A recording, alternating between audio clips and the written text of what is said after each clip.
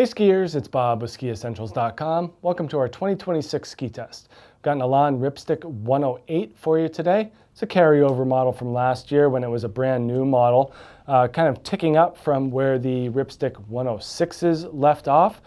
This 108 now is the widest of the Ripstick line and comes back, same shape, same build, same graphics, same everything. And for me personally, that's a good thing. This is kind of, I would say, one of my favorite Ripsticks. It is a little bit heftier and a little bit stiffer than the rest of them, and that's going to be a good thing for a little bit harder charging skiers. At the same time, it's a pretty approachable 108. There's certainly heftier and more aggressive options out there in the world. This kind of falls more on the lighter weight, more playful, more free ride, more fun oriented side of the spectrum. And that's a good thing for a lot of skiers for sure. Built with a tube light wood core, they do use poplar and paulownia here, and then they mill out strips along the sides here, 2 of them, and replace that wood with carbon tubes. Those carbon tubes do most of the work when it comes to providing the energy to this ski. A lot of zip and a lot of pep coming out of this wider bodied ski. Even throughout the tail, you can really feel nice rebound. So anytime you're putting carbon in a 3-dimensional format like a tube or a rod, you're really increasing and accentuating the responsiveness and feedback of that material. So those carbon tubes go a long way in creating this unique feel of the ski. Under the core and above the base here, we do get 2 strips of unidirectional carbon, so 2 longitudinal strips, and those add even more stiffness to the ski while keeping it pretty light. In the shovel, we do see flax laminate here, and that also helps reduce vibrations. And as opposed to the vapor tip inserts that we saw on the Ripstick 106s, this allows Elan to keep a thinner profile overall, although these are kind of the stiffer flexing of the Ripstick line, even though they're still on, I would say, a little bit more of the flexible side of the spectrum.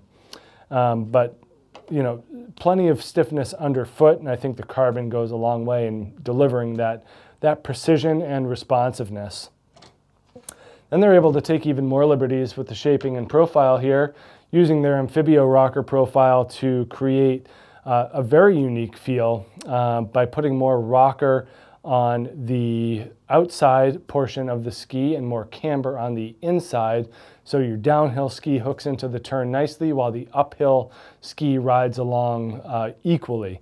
And what this does is it just creates a very seamless and cohesive feel in between both feet, giving you kind of more of a singular platform feel.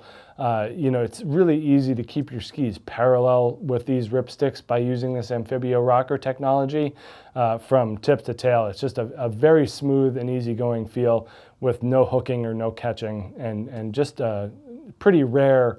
There's not a lot, if any, other skis out there that kind of subscribe to this philosophy. So Elan does a good job at making them stand out for sure. For a 108 here, there's not a lot of drama in the rocker profile.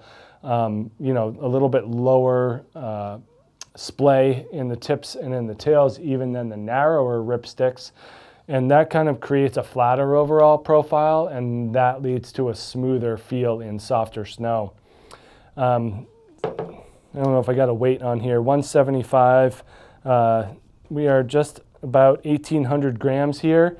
So not too heavy, not too light. I think that there's a good amount of mass, and with that added stiffness, just a little bit extra of a burly feel compared to some of the other Ripsticks.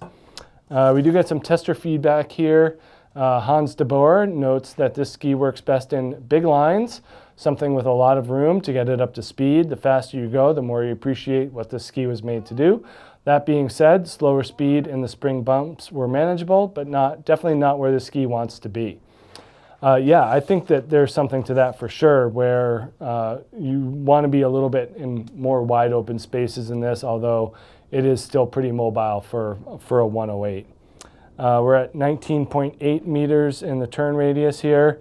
think that's a 19.8. And so that allows you to, dictate the shape and duration of your turn and just be more creative with the shape and style of the ski. But yeah, I think that if you're looking for something that is certainly soft snow oriented, a dedicated powder ski for most skiers, unless you're really in deep snow most of the time, I think that this works well as a dedicated powder ski. If you're in one of those zones and you kind of prefer a wider ski, this could be used more of the time, but I don't think it's going to be most people's daily ski. Certainly more of a specialty item, especially for us here in Vermont, where we get lots of littler snowfalls, and it works great in those.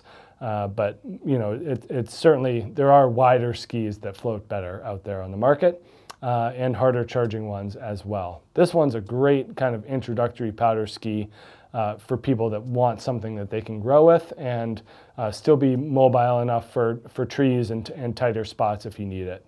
So make sure you check out this Elan Ripstick 108 here at SkiEssentials.com, and we'll see you out there on the hill. Bye.